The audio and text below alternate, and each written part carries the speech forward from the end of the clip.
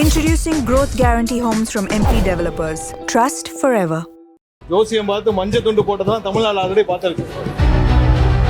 இதைத்தான் நான் குறிப்பிட்டேன். நாங்கள் ஒரு கேள்வி கேட்டால் நாங்களே ஆச்சரியப்படுறவர்களுக்கு நாங்களே அதிசயப்படுற அளவுக்கு நீங்கள் ஒரு பதில் சொல்கிறீங்கிறது இதுதான் நான் சொன்னேன். சினிமாவில் பஞ்ச் டைலாக் பேசுறதெல்லாம் சட்டமன்றத்தில் பேசுகிறேன். நீங்கள் அப்படி பஞ்ச் டைலாக் இல்லை நீங்கள் சொல்லுகிற போது முதலமைச்சர் கருத்து சொல்லுங்க. நீங்க போங்க மதுரை, நீங்க போங்க முதல்ல.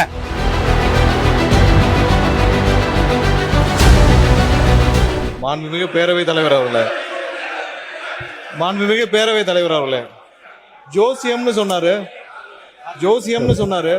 ஜோசியம் பார்த்து மஞ்சள் துண்டு போட்டதெல்லாம் ஆல்ரெடி தமிழ்நாடு பார்த்துருச்சு. ஜோசியம் பார்த்து மஞ்சள் துண்டு போட்டதெல்லாம் தமிழ்நாடு ஆல்ரெடி பார்த்துருக்கு. அதனால எதை செய்தாலும் வெளிப்படையாக எந்த ஒளிவனைகளும் செய்ய தெரியும். எதை எப்போ எடுக்கணும் என்னன்னு தெரியும். எல்லா துறைகளிலும் எப்பெல்லாம் சட்டப்பூர்வமான நடவடிக்கை எடுக்கப்பட்டு வருது எல்லா துறையிலும் எடுத்துட்டு வருது.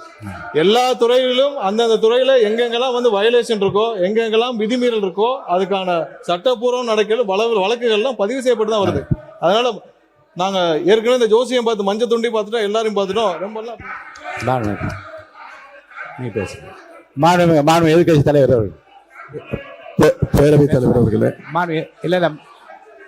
எதிர்கட்சி தலைவர் பேசும்போது நீங்க அவர் கட்சியை சார்ந்து உட்காருங்க. அவங்க பேசுறாங்கல்ல எதிர்கட்சி தலைவர். பேரவைத் தலைவர்களே, இதைத்தான் நான் குறிப்பிட்டேன். நாங்கள் ஒரு கேள்வி கேட்டால் நாங்களே ஆச்சரியப்படுறவர்களுக்கு நாங்களே அதிசயப்படுற அளவுக்கு நீங்கள் ஒரு பதில் சொல்கிறீங்கிறது இதுதான் நான் சொன்னேன். அதன் பிறகு ஜோசியக்காரன் அப்படின்னு சொல்கிறது தவறுன்னு சொல்கிறீங்க. நீங்கள் ஜோசியக்காரன்னு அப்பாயின்மெண்ட்டு நீக்கியிருக்கீங்க. ஜோசியங்கிற வார்த்தை ஒன்றும் ஜோசியக்காரங்கிறது தப்பான வார்த்தை கிடையாது. லைவ் திமுக ஆட்சியில் தான் முதன்முறையாக நாங்கள் தேர்தல் அறிக்கையில் சொன்னோம். கேள்வி நேரத்தை முதலையாக லைவாக ஒளிபரப்பு செய்தது நாங்கள். இப்போ இந்த கேள்வி நேரத்தையே எடுக்க முடியாத நிலைமையில தான் இன்னைக்கு இந்த அரசு நடந்துகிட்டு இருக்கு. இன்னொன்று, நீங்கள் லைவ் உட்காருங்க.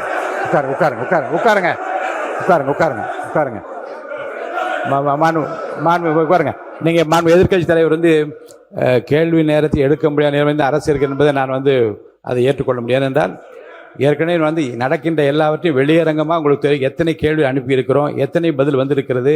அந்த கேள்வி நேரத்தை நடத்த முடியாத நேரத்திலும் மாண்புமிகு உறுப்பினர்களை 55 விதியின் கீழ் கொடுக்கப்பட்டிருக்கிற தீர்மானங்களை எல்லாம் இங்கே கேள்விகளாக கேட்டு கூட பதில் பெற முடியுமா என்று பார்க்கின்ற முறை இங்கே கடைபிடித்து வருகின்றோம். எனவே கேள்விகளை பெறுவதில் கால தாமதம் இருந்தாலும் கூட இப்போது பதில் வரப்பெற்றிருக்க நேற்று முன்தினம் கூட அறிவித்திருக்கிறேன். 10 கேள்விகளுக்கு பதிலாக 5 கேள்விகளாக எடுத்துக்கொள்கிறோம் என்று நான் அறிவித்திருக்கிறேன். எனவே எடுக்கப்படவில்லை. நீங்க சொல்வதெல்லாம் நான் ஒத்துக்கிறேன். நான் உங்களை குறை சொல்லவே இல்லை. உங்களை நாங்கள் பாராட்டுகின்றோம். உங்களுக்கு ரொம்ப பொறுமையாக எல்லாரையும் ஹேண்டில் பண்றீங்க. அதை பத்தி நாங்கள் கவலைப்படல. நேரலை நாங்கள் செய்யவில்லை அப்படின்னு சொன்னாங்க.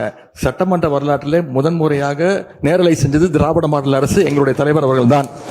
கேள்வி நேரம் ஒவ்வொரு நாளும் 1.5 மணி நேரம் 10 கேள்விகள் எடுக்கப்பட்டு அனைத்து எதிர்கட்சி தலைவர் அப்போ இருந்த அண்ணா திராவிட முன்னேற்ற கழக உறுப்பினர்கள் அத்தனை பேருக்கும் வாய்ப்பு கொடுத்தது எங்களுடைய தலைவர். அது லைவ் செய்யப்பட்டது. இப்போ நீங்க எல்லா நிகழ்ச்சியும் லைவ் பண்றீங்க. இந்த பிரச்சனையை தான் உங்ககிட்ட சொல்றேன். லைவ் பண்றதுனால என்னென்ன பிரச்சனைகள் வருது என்பதை உங்களோட கவனத்துக்கு கொண்டு வரேன். நீங்க அவை குறிப்பில் நீக்கிறேன் நீங்க நீக்கிட்டே இருக்கீங்க. ஆனா எல்லாமே அங்க ரீல்ஸாக மாற்றப்பட்டு அங்க போய் கொண்டிருக்கிறது. ஏற்கனவே மாண்புமிகு எதிர்கட்சி தலைவர்கள் இது குறித்து வெளியில இருக்கக்கூடிய நீங்க என்ன உங்க தலைவை கட்டுப்படுறீங்களா? நீங்க பிடிக்கிறீங்க? நீங்க எதுக்கு பேசுறீங்க? நீங்க ஏன் பேசுறீங்க? நீங்க மாண்புமிகு எதிர்கட்சி தலைவர் சொன்ன கருத்துக்கு ஏற்கனவே திராவிட முன்னேற்ற கழகத்தின் சார்பில் ஒரு மீடியா இங்கே நீக்கப்பட்டதை வைத்து அவர்கள் சித்திரம் வெளியிட்டு கொண்டிருக்கின்றார்கள். அதை பற்றி உரிமை குழுக்கு அனுப்ப வேண்டும் என்று ஒரு கடிதம் கூட நீங்கள் கொடுத்திருக்கின்றீர்கள். அப்படி நீக்கப்பட்ட பிரச்சனை குறித்து எந்தெந்த மீடியாவில் வந்திருக்கிறதோ நீங்கள் கவனத்துக்கு கொண்டு வாருங்கள். அவர் மீது உரிமை குழு நிச்சயமாக அனுப்பி நடக்க வேண்டும் இந்த அவையின் சார்பாக நான் தெரிவித்துக் கொள்கிறேன். அதன் பிறகு இந்த முதலமைச்சர் சொன்னது அந்த 3 ஃபைல்கள் இருக்கு. நான் எதுவும் சேலஞ்ச் எல்லாம் பண்ணல. நான் ஓப்பன் சேலஞ்சே பண்றேன். முதலமைச்சர் அவர்கள் தொடர்ந்து பார்க்கட்டும். யார் மீது நடவடிக்கை எடுக்க உண்மையாக குற்றச்சாட்டு ஆதாரத்தோடு இருந்தால் அவர் நடவடிக்கை எடுக்கட்டும். எனவே சினிமாவில் பஞ்ச் டைலாக் பேசுறதெல்லாம் சட்டமன்றத்தில் பேசல. நீங்க அப்படி பஞ்ச் டைலாக் இல்ல நீங்க நான் என்ன சொல்றேன், பேரவைத் தலைவர் இல்ல பாருங்க கருத்து இல்ல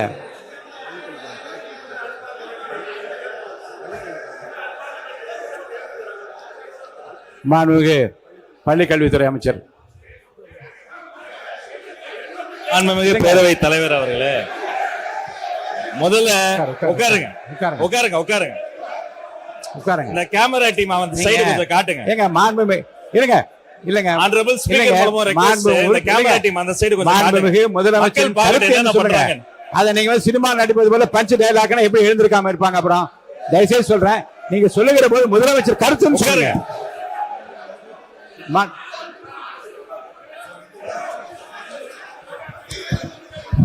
உட்காருங்க உட்காருங்க. நீங்க நீங்க இருக்க, நீங்க எங்க வரீங்க? நீங்க போங்க உள்ள இடத்துக்கு. நீங்க போங்க பதில், நீங்க போங்க முதல்ல. மாண்பு உறுப்பினர் கொஞ்சம் அமருங்க, எல்லாம் அமருங்க. இல்ல அமருங்க, இருங்க, நீங்க அமருங்க, இருங்க, அமருங்க, எல்லாம் அமருங்க, அமருங்க, அமருங்க, அமருங்க, அமருங்க, அமருங்க, அமருங்க, அமருங்க, அமருங்க. மாண்பு உறுப்பினர் கொஞ்சம் அமைதியா இருங்க. வாய்ப்பு தரேன். உட்காருங்க உட்காருங்க உட்காருங்க. மாண்புமிகு உட்காருங்க. எல்லாம் உட்காருங்க, எல்லாம் உட்காருங்க.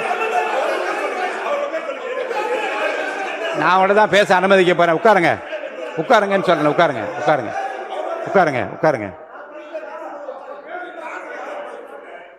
முடிங்க, நீங்க பேசி முடிக்கட்டும். முடிக்கட்டும், நீங்க பதில் சொல்லலாம். உங்களுக்கு நான் பதில் சொல்ல அனுமதிக்கிறேன். உட்காருங்க. பேரவைத் தலைவர் வாயிலாக நான் கேட்டுக்கொள்வது, தயவு செய்து இந்த ஃபைல்ஸ் எல்லாம் சீக்கிரம் பிரிச்சு பாருங்க. ஏதாவது குற்றச்சாட்டு இருந்தா, அதில் ஆதாரம் இருந்தா, யாராக இருந்தாலும் அவர் மீது நடவடிக்கை எடுங்க. இந்த உருட்டல் மிரட்டலுக்கெல்லாம் திராவிட முன்னேற்ற கழக உறுப்பினர்கள் பயப்படுவதற்கான எங்களுக்கு தேவை கிடையாது. மாண்பு உறுப்பினர்கள் இந்த சினிமா போல பஞ்ச் டயலாக் என்பதெல்லாம் அவைக்குழு நீக்கப்படுகிறது. கருத்துக்கு பள்ளிக்கூடத்து அமைச்சர் பதில் சொல்லலாம். இப்போ மாண்புமிகு பேரவைத் தலைவர் அவர்களே, தமிழ்நாடு சட்டமன்றத்தில் நடக்கக்கூடியதெல்லாம் மக்களுக்கு தெரியணும். என்னென்ன யார் யாரு தொகுதி சார்ந்த பிரச்சனைகள் கேட்கறாங்க, அதுக்கு பதில் சொல்லணும். நேரலை தரும். நான் உங்க மூலமா ஒரு கோரிக்கை வைக்கிறேன். பேசுங்க. உங்க மூலமா ஒரு கோரிக்கை வைக்கிறேன். முதல் கோரிக்கை என்னன்னா, நம்மளுடைய கேமரா டீம் இந்த எதிர்க்கட்சி வரிசை தொடர்ச்சியா அப்படி கமெண்ட் அடிக்கிறது, உரிமையில பேசுறது, லாஸ்ட் பெஞ்ச்ல இருந்தா டாக்டர் குடுகுடுன்னு ஏஞ்சி இங்க நடுவில் ஓடி வர்றது, இதையும் சேர்த்து ஸ்பிளிட் ஸ்கிரீன்ல காட்டுங்க. இரண்டாவது, மதிப்பிற்குரிய எதிர்க்கட்சி தலைவர் அவர்கள் பேசுகிற போது லைவ் பத்தி சொன்னார். உண்மைதான், அவங்க நேரலையை கடந்த ஆட்சியில மதிப்பிற்குரிய முன்னாள் முதல்வர் அண்ணா மு.க. ஸ்டாலின் ஆட்சியில அதை தொடர்ந்தாங்க. ஆனா ஒரு நேரலை என்பது வெறும் ஆளுங்கட்சிக்கு சாதகமா இல்லாம முதல் முறை ஆட்சி நேரலை மட்டுமல்ல, முழுமையான நேரலை என்பது வெற்றி தலைவருடைய ஆட்சியில தான் தொடர்ந்து கொடுத்துக்கிட்டு இருக்கோம். மதிப்பிற்குரிய பேரவைத் தலைவர் அவர்கள் நெற்றிக்கண் திறப்பினம் குற்றம் குற்றமேனு நடுநிலையோடு ஒரு கட்சி இரு கட்சி இல்லாமல் அனைத்து கட்சி உறுப்பினர்களினுடைய குரலும், இந்த குரலற்றவர்களின் குரலாக இருக்கக்கூடிய அனைத்து கட்சிகளினுடைய குரலும் பதிவாக வேண்டும் என்பதற்காக தான் சிறப்பாக செயல்பட்டு இருக்கீங்க. அதுல ஏதோ ஆளுங்கட்சி பேசுவதை மட்டும் நீங்க அதிகமாக அவை குறிப்பிலிருந்து நீக்கிறது போல ஒரு தோற்ற மயக்கத்தை நம்ம உருவாக்கிட கூடாது. யாரு எந்த கட்சியை சார்ந்தவர்கள் மரபு மீறி எந்த வார்த்தை சொன்னாலும் நீக்கக்கூடிய நடுநிலையான சபாநாயகர் இந்த மாமன்றத்துக்கு கிடைத்திருக்கிறது என்பதை நான் சுட்டிக்காட்டுகிறேன். இன்னொரு விஷயத்தை நினைவு கூற விரும்புறேன். மதிப்பிற்குரிய பேரவைத் தலைவர் சேம்பர்ல ஒரு முறை ஒரு முக்கியமான கேள்வி வந்தது. நாங்க அதை கேட்டு அதிர்ச்சி அடைஞ்சோம். என்னன்னா, கடந்த 2 ஆண்டு காலமாக இந்த நேரலைய அரசுக்கு சொந்தமான ஆல் இந்தியா ரேடியோலயே கொடுக்காம நிறுத்தி வைத்ததாகவும், நீங்க கொடுப்பீங்களான்னு மதிப்பிற்குரிய பேரவைத் தலைவர் கிட்ட நான் இருக்கும்போது கேட்டாங்க. இதை குறித்து கலந்து ஆலோசித்து தொலைக்காட்சி மட்டும் கிடையாது, வானொலியிலையும் நேரலை போட்டு குக்கிராமத்தில் இருக்கவங்கள கேட்கட்டும் முடிவெடுத்த சபாநாயகர் நீங்க. இந்த நேரத்தில் அதற்காக உங்களுக்கு நான் நன்றியும் சொல்லிக்கிறேன். அதன் பிறகு எங்களுடைய மாண்புமிகு தமிழ்நாடு முதலமைச்சர் எப்போதும் எதுவாக இருந்தாலும் ஒரு சின்ன செய்தி, அது ஒரு விஷயம் வந்தா கூட பள்ளிக்கல்வித்துறை சார்பாக உடனே தொலைபேசியில் அழைத்து அது குறித்து கடுமையான நடவடிக்கை எடுக்க சொல்லுவார். இந்த மாமன்றத்தில் ஆல்ரெடி அந்த ஃபைல்ஸ் இருக்கிறதே ஒரு சுட்டி காமிச்சார். அந்த இஷ்யூவே நான் தான் ஏஞ்சி சொன்ன, அவர் ஆதாரத்தை எடுத்துட போறாரு அப்படின்னு. இந்த நேரத்தில் அவர் சாதாரணமா இருந்தாலே அதெல்லாம் பண்ணாத போறாரு. மாண்புமிகு எதிர்க்கட்சி தலைவர் அவர்கள் காட்டுன்றாரு. அவருடைய கோரிக்கையை கட்டாயமாக முதல்வர் நிறைவேற்றுவார் என்பதையும் கூறிக்கொள்கிறேன். 2 வார்த்தை மட்டும் கோரிக்கை. அவர் எல்லாத்தையும் ஆக்கப்பூர்வமா விமர்சிக்கலாம். அதுல ஒரு தனியார் நிகழ்ச்சி பேரை சொன்னாரு. அது பாட்டு பாடுவது இந்த மரபுக்கு புதுசு கிடையாது. விதவிதமாய் வித்தியாசமாய் பயங்கரமா பாட்டு பாடினவங்க தான் அந்த பக்கம் ஃபுல்லா உட்கார்ந்து இருக்கிறாங்க.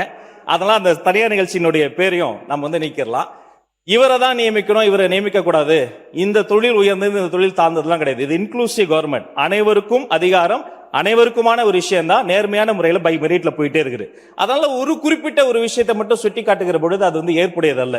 அது மட்டும் கிடையாது, இந்த சினிமாவில் வரக்கூடிய அந்த பஞ்ச் ஸ்டைல் அதை கூட நீங்க அவை குறிப்பில் நீக்கிட்டீங்க. அதை போன்ற விஷயங்களை தவிர்த்து கொண்டு ஆக்கப்பூர்வமான கருத்துக்களை, அறிவுபூர்வமான சிந்தனைகளை அதை முன்வைத்து பேசினால் இந்த மாமன்றம் சிறப்பாக செயல்படும். உங்களுக்கு எங்களுடைய அத்தனை பேரின் சார்பில் ஒரு வாழ்த்துக்களையும் தெரிவித்துக் கொள்கிறேன். மிக சிறந்த சபாநாயகர் தமிழ்நாடு அரசியல் வரலாற்றில் இந்த மாமன்றத்தில் கிடைத்திருக்கிறது என்பதை பதிவு செய்கிறேன். மாண்புமிகு எதிர்க்கட்சி தலைவர். பேரவைத் தலைவர், நான் உங்க சார்பா பேசிட்டு இருக்கேன். இப்ப நீங்க நீக்கிட்டீங்க, ஆனா இப்ப எல்லாம் லைவ்ல போயிடுச்சு. இப்ப அதுக்கு என்ன பண்ண போறீங்க? அது என்ன நடவடிக்கை எடுக்க போறீங்க? அதாவது லைவ் கொடுப்பது நாங்க எதிர்க்கவில்லை, நாங்கள் பாராட்டுகிறோம். லைவ் நீங்க கொடுத்திருக்கிறீங்க, நல்ல முயற்சி, நாங்க பாராட்டுறோம். ஆனா அதுல இருக்கக்கூடிய பிரச்சனைகளை இங்க நான் சொல்றேன். நீங்க அவை குறிப்பில் நீக்கிறீங்கன்னு சொல்றீங்க. நீங்க எவ்வளவு நீக்கினாலும் அது சோசியல் மீடியால ட்ரெண்ட் ஆகிட்டு இருக்கு, வைரலா போயிட்டு இருக்கு. அதான் உங்களுடைய கவனம். எதிர்க்கட்சி தலைவர் சொல்ல விரும்புகிற கருத்து குற்றச்சாட்டுகளை எந்த பக்கத்திலிருந்து வைத்தாலும், அது முன்னாள் ஆண்டவர்களாக இருந்தாலும் சரி, இப்போது ஆள்கின்ற இடத்தில் இருந்தாலும், ஆதாரப்பூர்வமான கருத்துக்களை சொல்வதன் மூலமாகத்தான் இந்த சபையிலே சில குறைந்தபட்ச மாண்பினை நாம் காப்பாற்ற முடியும் என்பதையும் கருத்திலே கொண்டு, அப்படி ஆதாரம் இல்லாமல் சொல்லுகிற போது நான் உடனே நீக்க வேண்டும் என்பது ஒரு நியாயமான மரபு. அதன்படி நான் நீக்குகிறேன். ஆனால் அதை எடுத்து பல்வேறு மீடியாக்களிலே வெளியிடுவார்கள். ஆனால் இப்போ எனக்கு கவனத்துக்கு கொண்டு வரப்பட்டிருக்கிற ஓரிரண்டு செய்திகளின் அதை ஆய்வு எடுத்துக்கொண்டு அதை உரிமை கொடுக்க நான் அனுப்ப இருக்கிறேன். இனி வருங்காலத்திலும் நீக்குவது என்பது என்னுடைய தனிப்பட்ட உரிமை. இந்த அவையினுடைய மாண்பை நான் காப்பாற்றியாக வேண்டும். Subscribe to One India and never miss an update.